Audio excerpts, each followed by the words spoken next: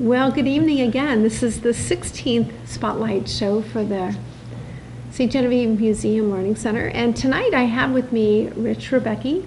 Rich is our PR director and our operations director at the current time, okay? And we just have lots of questions for Rich about the museum, the history of the museum, some of the items in the museum, and the uniqueness. He's kind of the guy behind all of the Did You Know articles that you have been reading in the St. Genevieve Herald. And so we're going to ask a little bit more about where did that idea come from? Is that idea factual? Is it fiction? Or is it kind of both? Is it a little bit of your creative writing, or is it truly what you've researched in St. Genevieve history? So Rich, welcome, and you're a big part of what we do here. Well, Jan, thank you, and thank you for having me on the show tonight. Hey, you're welcome. It's nice to have you Since here. it's just the two of us in town. No kidding. Well, to answer the last question, some of the did you knows are 100% factual. Some of the did you knows are historical fiction. I'll get into those.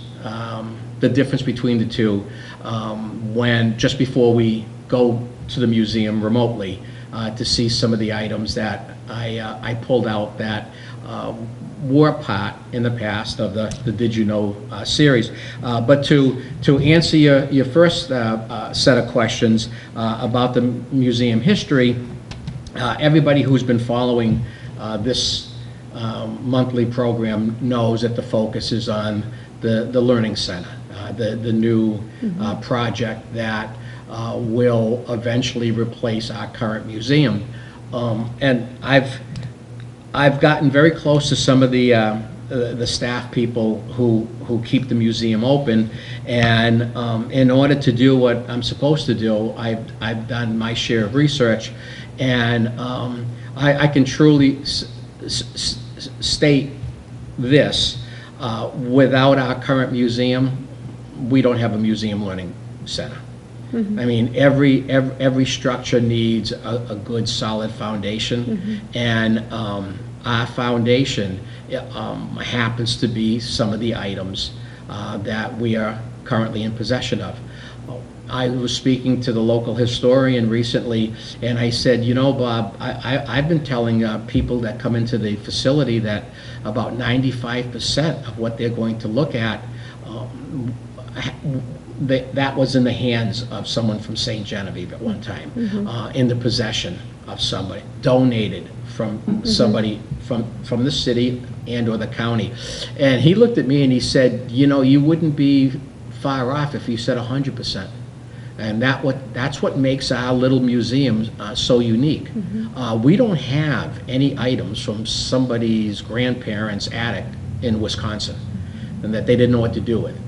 Everything we have has its roots in St. Genevieve or St. Genevieve County. And I'm so driven by that I can't wait to see what the St. Genevieve Room, an entire room will be dedicated to some of the items that we have on a permanent basis, and the other items will rotate in and out. But it's kind of funny. A half a dozen women back in the day, they loved to play cards, and what they did is they were playing cards one night and they were talking about having a library in town. So what they did was they charged a fee for people. Now this is before World War I. They charged a fee for people to come to their house and learn different card games or just play cards for the evening. Well, that money, built up, and they ended up with about $4,000. That was a good start to, their library. Well, World War I hits, and they ended up putting the $4,000 into war bonds. After World War I ended, the Chamber of Commerce, they were thinking along the lines of let's open up a museum in town. They approached the women, knowing that there was a bank account with $4,000 in, and simply asked, would you like to go into a partnership? Half of the facility that will be built will be a library, and half will be a museum. And it stayed that way until the early 60s. Sometime around 1960, 1961, the building that we currently are in now, 50% of it was library, 50% was museum. After that, it became all museum. And there's been a string of executive boards trying to make ends meet. And it's really been difficult because even though the museum sits in a prominent location, over the years it's been St. Genevieve's best kept secret. And some of the items are just, it's mind blowing. Not how we got the item, but the fact that we have an item, and it's a random. Our museum is a random, it's a random layout, which simply means that regardless of the time frame that an item was used in, all of the similar items are under the same pane of glass. So we have all our religious items together. We have all of our building, French vertical home items together. We have our Life on the Mississippi models, spyglasses, items from the floods, all under their own pane of glass. So everything we have, flows well, but there's no carryover. What you see underneath the pane of glass is unique to that pane of glass. And I don't want to cast any negativity on the Museum Learning Center by not giving kudos to some of the other things that will be there that we've been discussing all along. Sure. I mean, scale models of dinosaurs from Lost World Studios. One interview. A couple of us from the executive board and our curator, Guy Darrow, we were on the radio in Farmington, and he threw out a number. I can't quite remember what it was, but it was in the millions of what his personal collection is valued at. We just received and had it appraised from a gentleman down in Arkansas. The items from Egypt and Rome and Celtic and Viking peoples we're in possession of. The appraisers told us it was $251,000 that we own ourselves, Right. To supplement everything that we have in our current facility. It's mind-boggling to think what's going into the Learning Center, and I'm happy to admit that it starts with our little museum on the square, and that's the springboard for everything that we have going forward. I know as a board we talked about how we will present all the items, and we thought, let's start from today and move backwards, and we want to show the history as far back as we can possibly go. Yeah. Because that's who we are, that's where we've come from. And so we've been really blessed to have a lot of different collections come to us. We didn't have that in our thought process in the very beginning, but it's just coming because we've started something that could be much bigger than we had intended. And a lot of projects like a museum in a big city or a museum in a little one-horse town, the response of people attending can be different at times. You have a small community of 4,000 like we have in St. Genevieve, and I can tell you, based on my conversations with people out in the street and out in the community in general, they're proud that their items are housed, preserved, and I think that alone is going to make for a huge margin of success, because when we incorporate all the elements of the cultures of the world, whether they come from the Darrow collection or our own collection.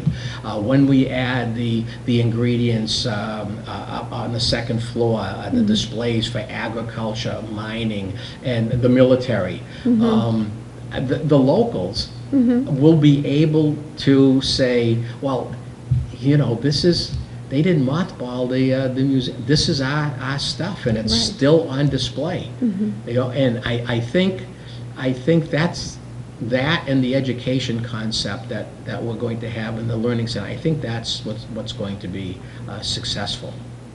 But you did ask me about the articles. Fact, fiction, or both, right, Rich? There is a great show on TV. It lasts an hour. It's once a week. It's called Mysteries of the Museum. Huh? And the fella who's the host, the MC and host, he travels all over the world. And he goes to museums in all these different countries, and he finds something that's unique, something's different.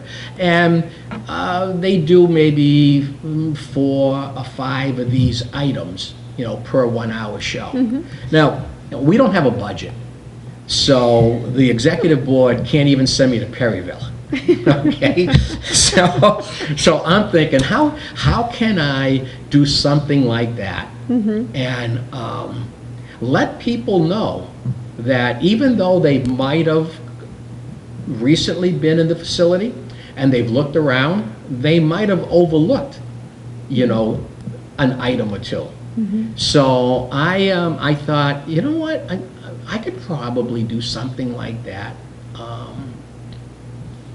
for us with the help of the newspaper. Now, Toby Kerrig, the editor of the newspaper, has been beyond helpful, and his staff. I'm working with a second person now, Jill, and Jill takes what I write, and she sizes it to fit the 8-page format that we've been using. I found out over time that people don't look for the "Did you know" in capital letters. They look for the antique-y, subdued, earthy colors of green and beige that we use for our capital campaign. Okay. So we stuck with that color combination, and like anything else, it you know, people are looking for the color combination, then they're reading about the article. Now, the article. Some are 100% factual. Some are historical fiction. The difference, and I will, if you bear with me, I will explain the difference between the two, sure, and then I'll actually read a sample of each one. Okay. The items that we're going to see in the remote, when you and I are done talking, and Charles switches us to the DVD that he created with me recently at the museum.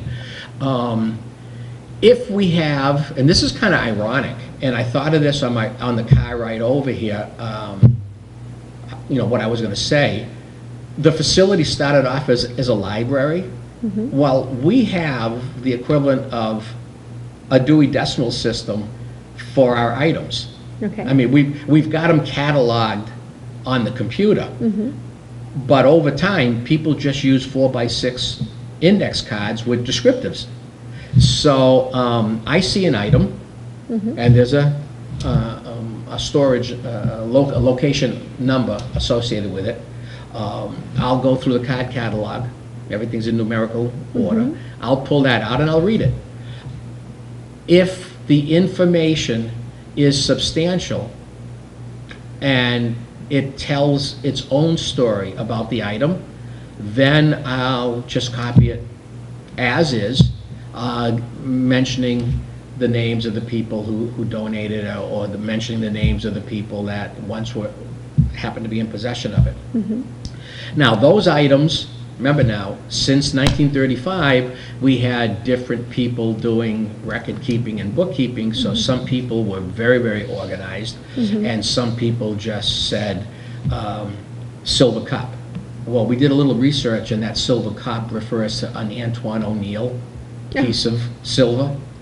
Okay, so when the card gets pulled and I read it, if there's not a lot there, then I let my imagination run a little and I try to spin a very brief story without changing what it the is, item is. right. Yeah. And you do your own research on where that Oh, yeah. comes from, and so you kind of put your speculation or your... Oh, yeah, inputs into you it. have to. I mean, and coming, I've only been in town 7 years, and coming from, you know, my background, I don't have a historical preservation background. When I was asked to join the board, I mean, I started doing anything that any educator or former educator Sure. would do, and that's research. Exactly. So you don't make things up. Right. You can't. Unless it's historical fiction, then you can make up the characters. But you can't make information up about the item. So if you'd bear with me, Sure, go ahead. I've got two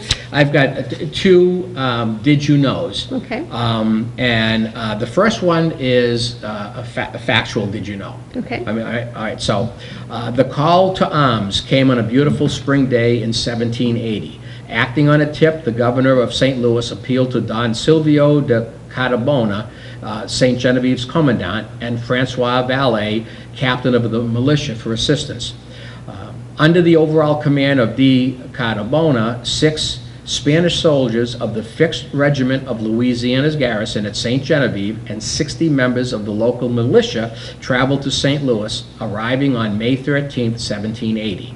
Being too ill to travel himself, Monsieur Valet sent his 2 sons, Charles and Francois, to head the militia contingent. On May 26, 1780, the St. Louis and St. Genevieve soldiers and militia turned back the British and their Native American allies in what became known as the Battle of Fort San Carlos. One local resident, St. Jean, became St. Genevieve's first casualty of this war, which was the Revolutionary War. To commemorate this historic event, the Welcome Center and our museum have collaborated on a monument to the brave men of the French colonial militia who helped defend St. Louis at the Battle of Fort San Carlos. That monument is situated in front of the Chamber Building. Board members Bob Mueller and Rich Rebecki are responsible for today's article. So that maybe someone could say I plagiarized it because I did take word for word for word, but that's an example of a factual did you know. Okay, here's what happened, here's who participated, these are the dates. You can open up any history book, you can talk to any history professor, and they'll verify that. Sure. So that's a factual did you know. Okay. Okay, now here's a historical fiction one. These are my favorites. Creative, right. All right, so again, the masthead doesn't change.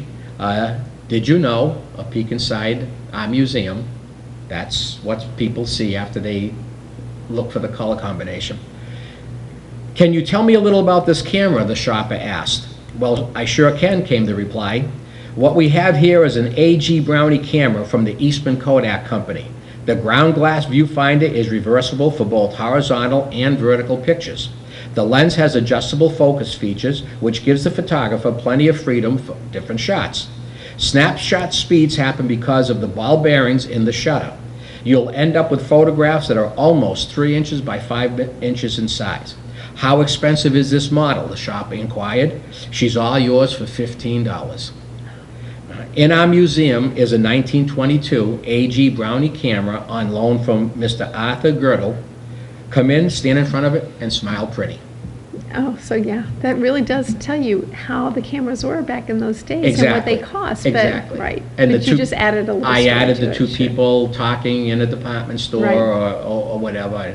And to me, it adds a little more interest. And, you know, if And saying we have a camera from the... Yeah, if every single article was just taken for face value, what it is, how it got there, then all the articles would run one into the nut, and it'd be kind of They boring. would all be repetitive, or Right. not repetitive, but just the same. The same, tone, yeah, the they'd be the same. same the same flavor. approach, the print. Yeah. Right. So this just adds a little bit of character to it. and Yeah. Makes it interesting. The reader always finds something new when So- they look at the Did You Know section. Oh, yeah, yeah. Yeah. So yeah. I mean, And- shake it up a little bit. And right now,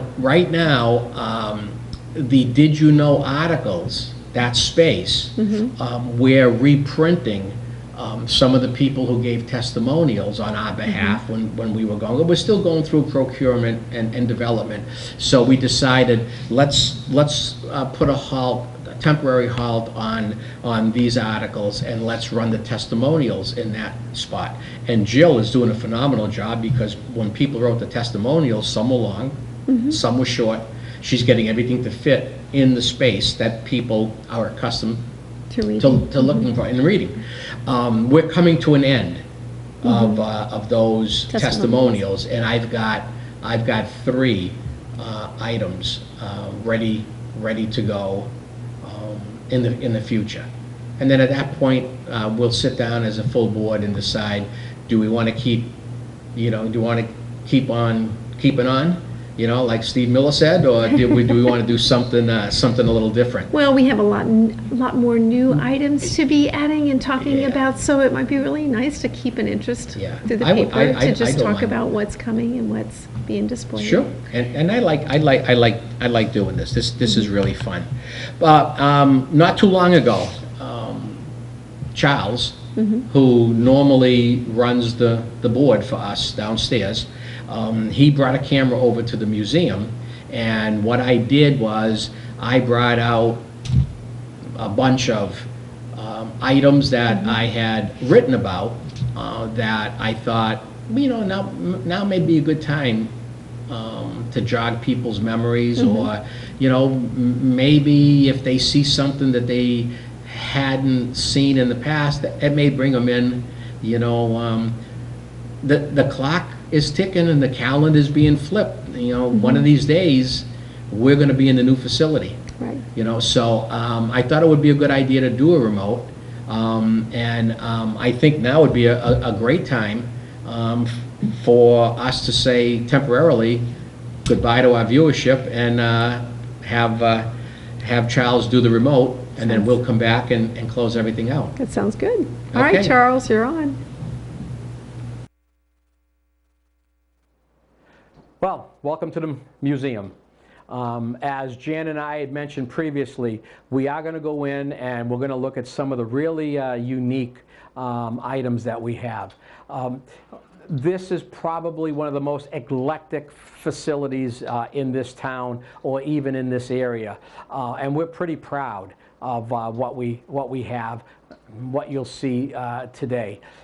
When we go in, I'm going to be helped out by another member of the operations team, Stephanie Goodell.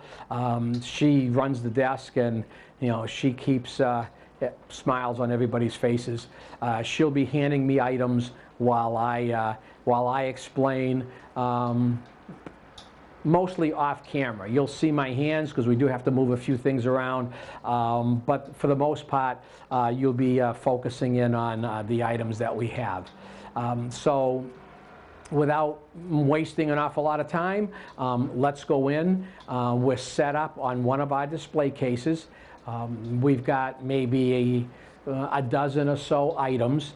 I should mention, and I will mention, throughout the show, I'm not showing you everything that we have. We're not going cabinet by cabinet by cabinet. What I've done is I've selected, think of it as a Rich Rebecki's top favorite list of items. When I'm here and visitors come in, these are the items that I tend to point people toward, because they're really special. They're unique, and what makes this facility so unique is that, much like the outside of the building, what you're going to see on the inside as in the way of artifacts and items, these were all in the hands of somebody from St. Genevieve or St. Genevieve County. The physical structure, all of the materials came from St. Genevieve County. The blood, sweat, and tears that went into creating this building, and this building at one point in time was actually referred to as an ornament in the downtown area. The items that you see inside there, again, were in the possession of people from St. John County. So what we're going to do is we're going to take a walk inside here. There'll be a slight pause because Charles Litteris, who's normally running the control board for our Wednesday shows, he's doing the taping today. So we'll go in, we'll give him a minute to set up, and then we'll start inside there. And then what we're going to do is we're going to end up at the other door when we're ready to close from here and bounce back to the studio. The first item that I'd like to show you is a beautiful pewter medallion made by the ASL people here in town. It depicts a likeness of St. Genevieve on both sides. St. Genevieve is the patron saint of France, and in 451, when Attila the Hun was planning to attack Paris, Genevieve led a prayer marathon, and the marauding tribe actually bypassed Paris and went on to Orleans instead. Then in 464, Paris was under siege again, and this time Genevieve was able to bring supplies via boat to the locals and circumvented any possible problems. And then she also, after that, negotiated a leniency policy for the people of Paris. The medallion is solid pewter, and there's a likeness of St. Genevieve on both sides, and there's some background imaging on here that depicts her involvement with the fortunate people of Paris.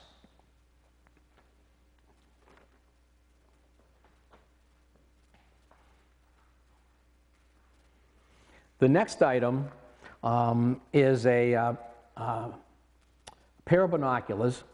They're 4.5 by 2 3/4 by 1 7/8 inches, and they're made out of mother of pearl.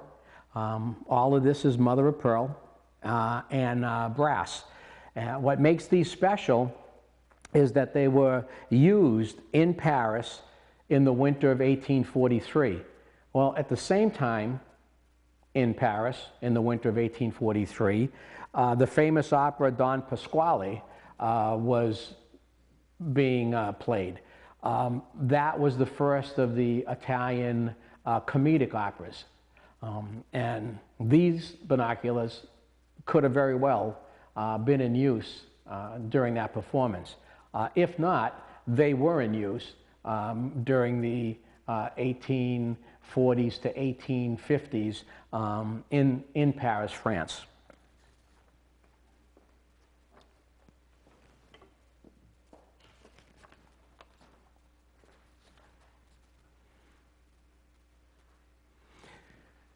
This item is near and dear to my heart because this belonged to me. In 1993, when the Great Flood happened, I had some relatives here in town that needed help. In addition to helping them out, I came into town to help out with sandbagging. And Anheuser-Busch, at that point in time, stopped the production of beer, and in the same size 12-ounce aluminum cans, put drinking water in. It says on the back, used by 10/19/93. It's never been opened. I took the can that was given to me, I brought it back to Massachusetts, and it sat in my garage until I relocated to St. Genevieve. And one of the first things that I did was I brought this down to the museum, and we put it in a cabinet. Since then, I dug up the commemorative T-shirt that was being sold to help the merchants out in town. That's also on display. And Anheuser-Busch has made a point of doing this whenever there's natural disasters in and around the state.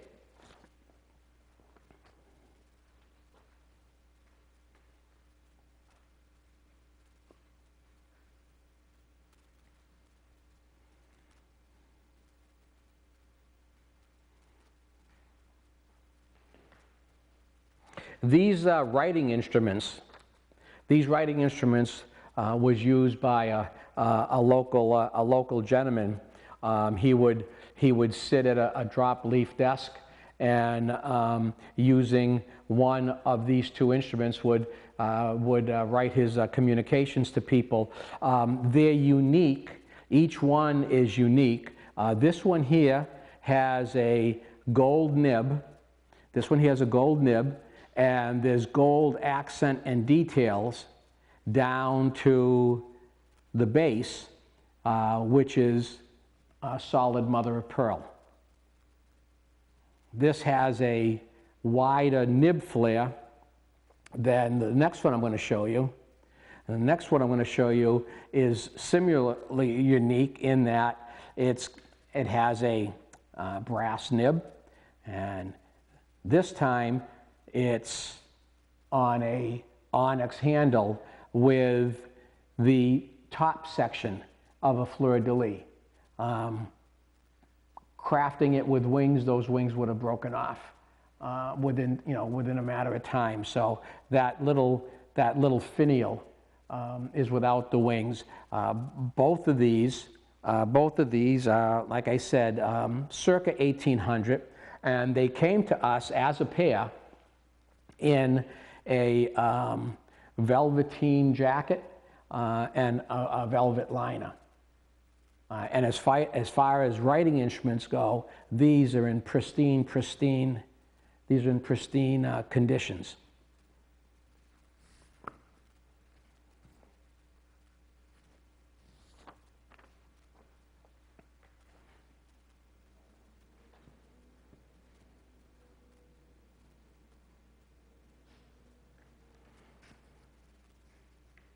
This item was sent to us from Dr. Anita Mitchell from Malibu, California.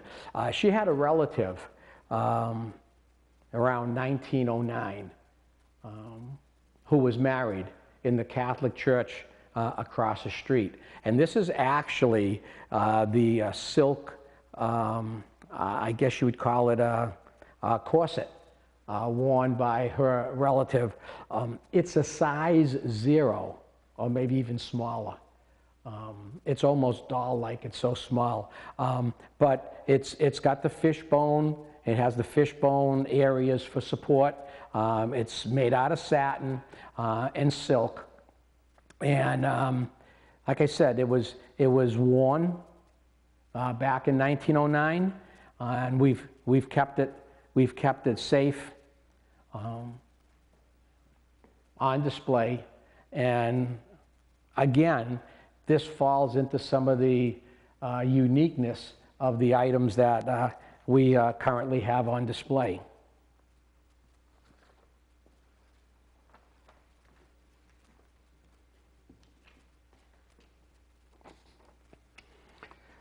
(1904) was a big time for St. Louis. The World's Fair happened up in the Forest Park area. About 100 people from St. Genevieve boarded a train and were given these red, white, and blue streamers. It was St. Genevieve Day at the World's Fair. The ribbon says St. Louis 1904 on the top, and you may not be able to see it, but as a overlay that's been faded out over time, it says St. Genevieve, Missouri. So this was part of the celebration of the members of St. Genevieve, the congregation of members of St. Genevieve that went up to St. Louis. We have multiple items that were donated from the 1904 World Exhibition up there. And we've also got some items that were actually created specifically to put on display. One of those items we'll see a little bit later. But from the St. Genevieve Day at the World's Fair, we have those items.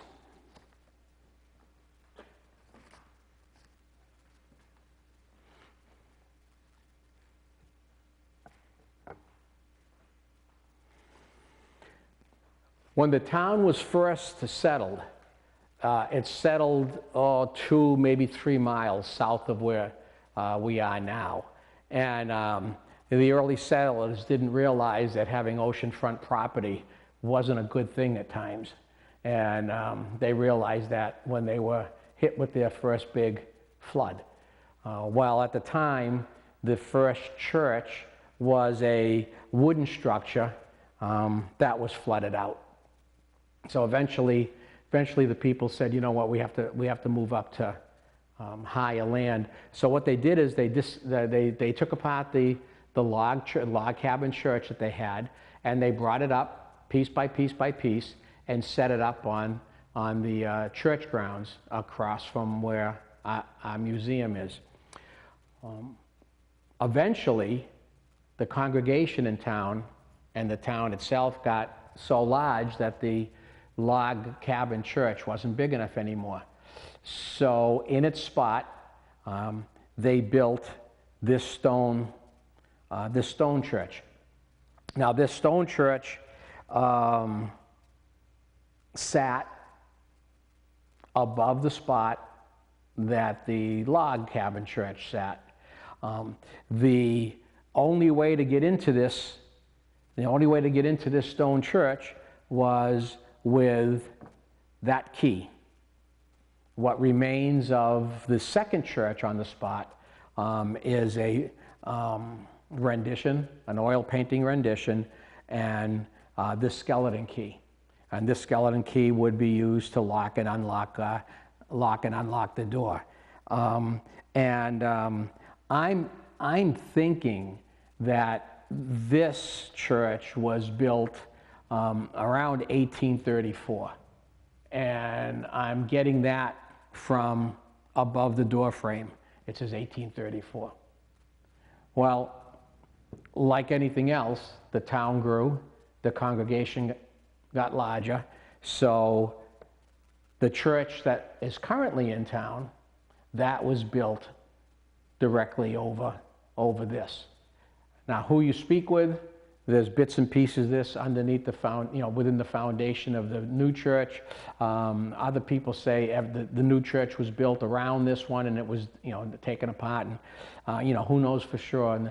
And the pastor of the church isn't going to let us go out in there with a jackhammer and bust up the floor to look to see what's actually below the cellar area. But most documentations say that when you're in the current church and you look at the span of the columns that are in the current church, that's the width of the stone church when it was replaced.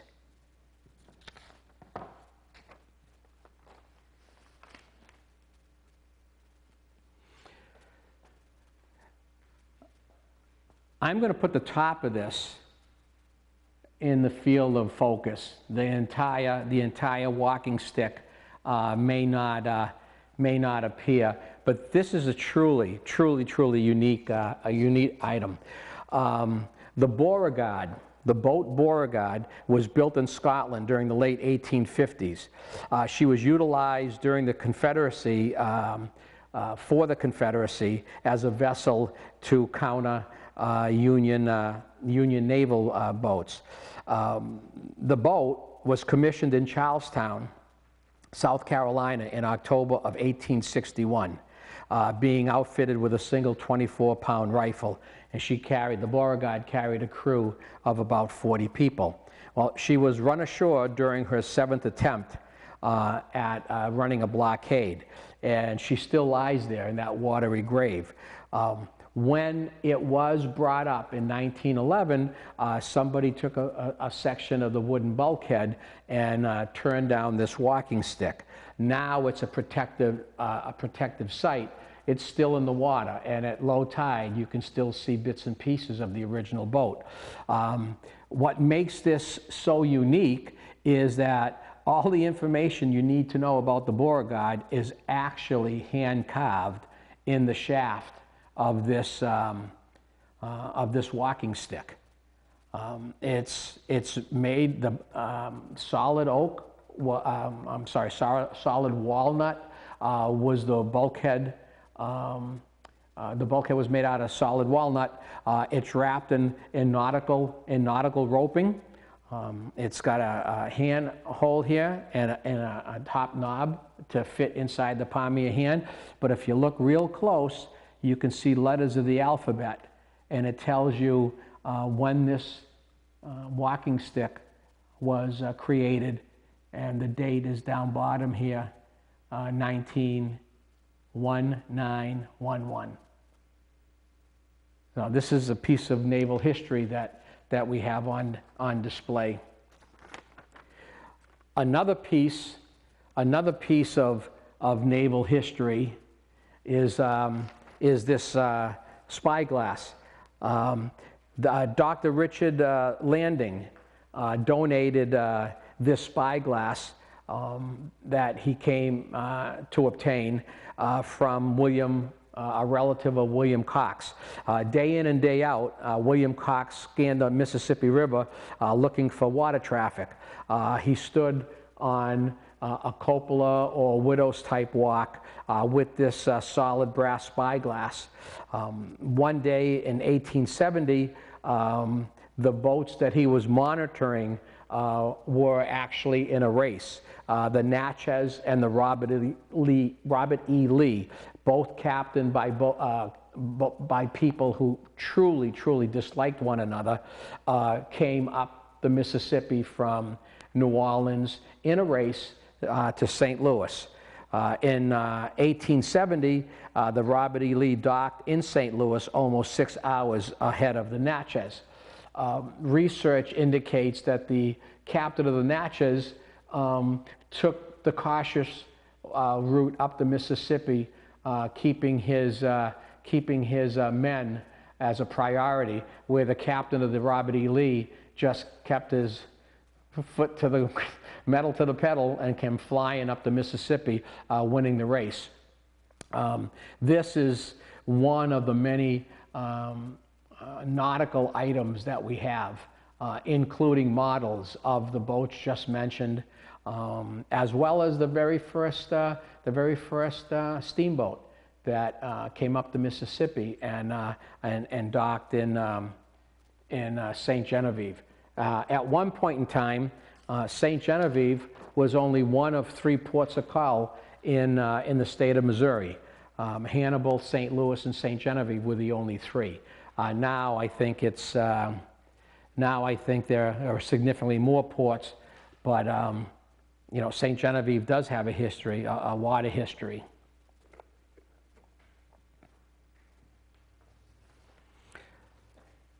We have an awful lot of military type items. Military items that saw action in the Revolutionary War, the Civil War, World War I, World War II. We have armaments, we have uniforms, and we have these two truly unique pickelhaubes. These pickelhaubes were worn by horsemen in Germany around World War I for parades. They would lead the procession. Behind them would be the marching band. Behind them would be the foot soldiers. The 2 helmets that we're in possession of are both made out of black leather, and they were both worn by 2 people of different rank.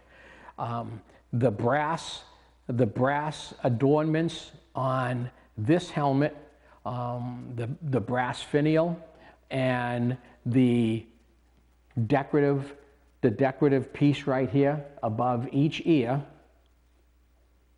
This was worn by somebody of a much higher rank than the person that wore this one that was made out of really thin pewter. This one here, although it has the same similar eagle, this one here has no adornments that hold the chin strap in place, and all of the metal trim is just that. It's plain, it's either very, very thin pewter or a very, very thin aluminum, whereas all of this is brass. The chin strap is brass, the trim is brass, the eagle logo is brass. But these were given to us by Joe Rottler, and they're circa 1900 because they were worn in World War I Germany marching parades. We have one other item before we move locations, and the item I'm going to place out now is kind of unique in that it's a coffee and mill grinder, and what makes it so unique is in 1873 there was a company in Philadelphia called the Enterprise One Company, and this happens to be an Enterprise One model.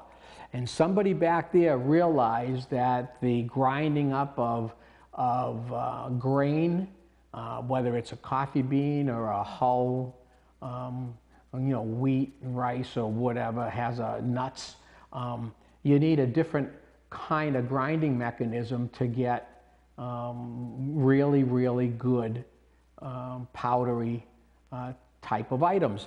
So somebody in Philadelphia had the initiative to develop this grinding wheel mechanism.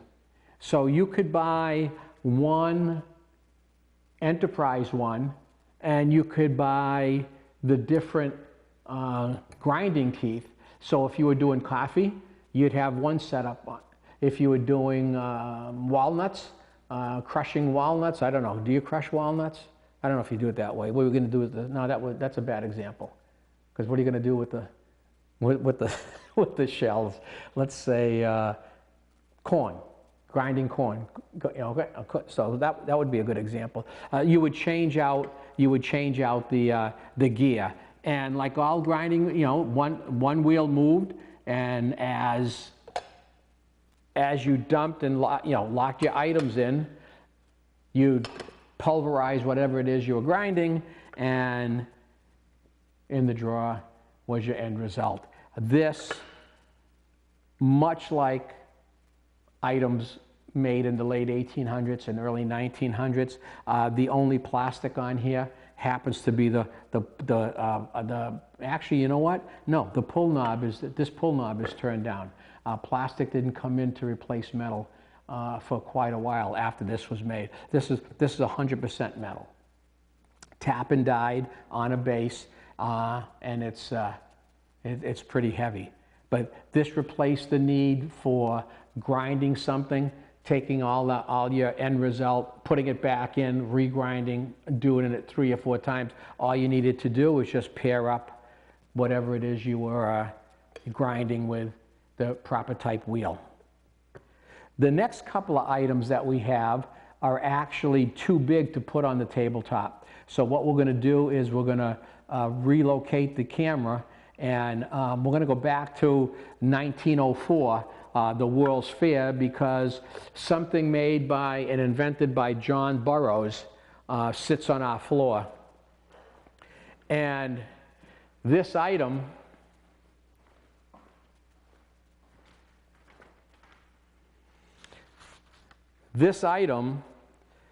is known as a computation machine.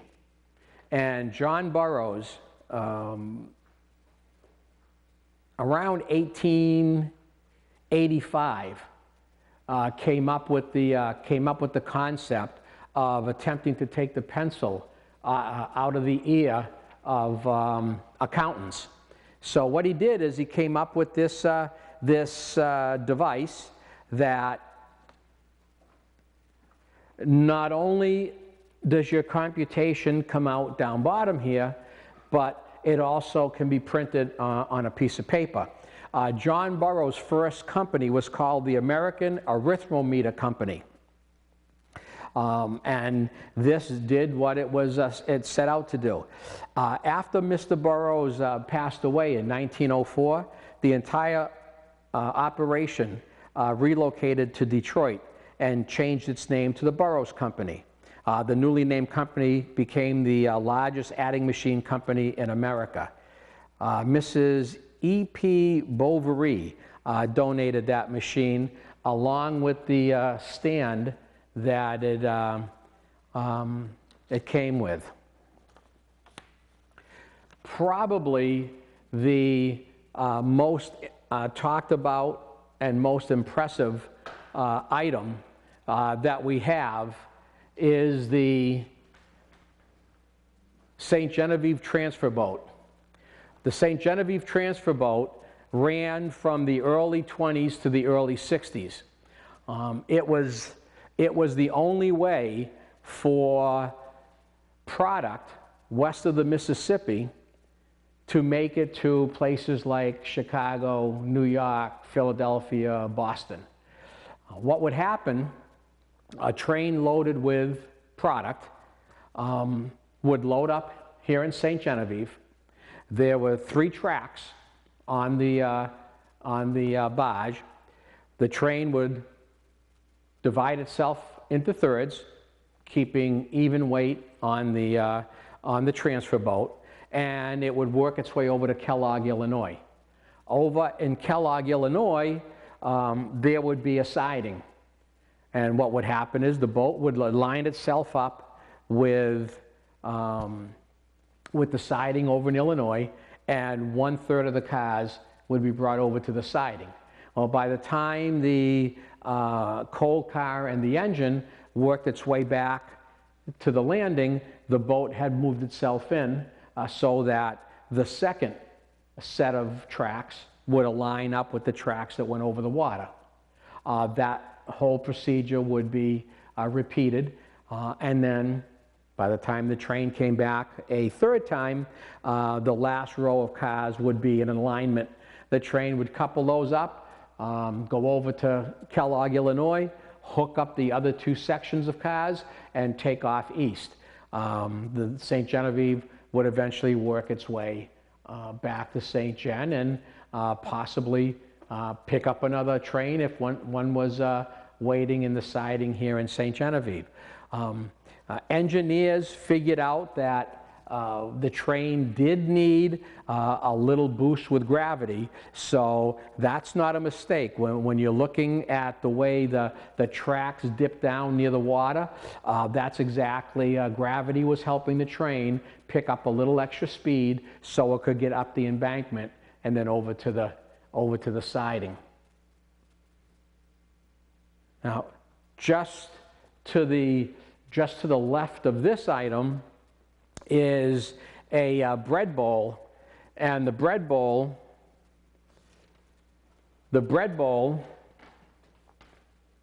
belonged to Philip Francis Renault, and that's one of our older items. It's dated 1723, and bread was made in it. How we got in possession of it, I'm not quite sure of. But the fact remains that we do have it, and we're kind of proud. It is one of the many 1700 items. No, I shouldn't say it that way. It's one of the many items from the period 1700 to 1799 that we're in possession with. And then maybe our most famous item is right behind it, and it's the safe that stood quietly when either Jesse James or the James Gang came into town. And we're talking the James Gang, the bad boys, not Joe Walsh and the music group. That's my own little boom, boom, joke. But if this safe could talk, it will tell you, it would mention exactly who robbed it. And it was robbed. And urban legend says Jesse James. Another voice in town says it was members of the James gang. Bottom line, somebody came into town with the ties with the James gang and robbed it. What makes this unique is that it's still lockable, it's still functioning, and it was these top drawers that the cash, bonds, certificates, whatever was stored was taken out. Now there's certainly a lot more items in here that we could show you, but we'd rather you come in and see them in their environment, the way we have it set up, and every one of these will end up being on display in the new facility, the Museum Learning Center. So I think we did about a half hour here or so. So I think maybe it's time that we cut back and go back to the studio where Jan and I will be closing.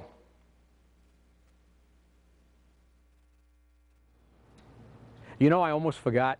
We can't go back to the studio just yet. I've got to tell you where we're going to end up shortly. If you look over my shoulder, the former Ketting building that's been featured in a couple of the spotlight shows is our new home.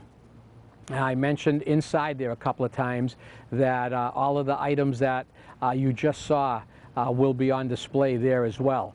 And we have so many items that we can have a constant revolving St. Genevieve feel in the St. Genevieve Room.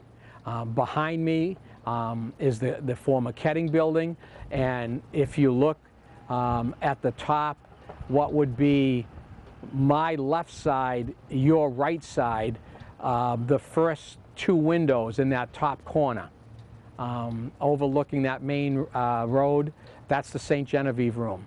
And everything you saw today will be on display there. The items that you didn't see will be part of the rotation, so we'll always have St. Genevieve items in the St. Genevieve Room. The St. Genevieve Room is important to that Learning Center facility because we're going to be giving an opportunity to families that have deep roots here in St. Genevieve. We'll give them 3 to 4 months to tell their family story. So everybody in town can learn all about other families in the confines of the Learning Center within the St. Genevieve Room. So now I'm pretty sure that we're going to cut back to Jan and me at the studio, and we'll finish up this spotlight show and explain a little how you can get involved financially with this project, how you can get involved physically with the Learning Center concept, and then we'll introduce the October show. So I'm signing off from here, and I'll see you in a few seconds in the TV studio.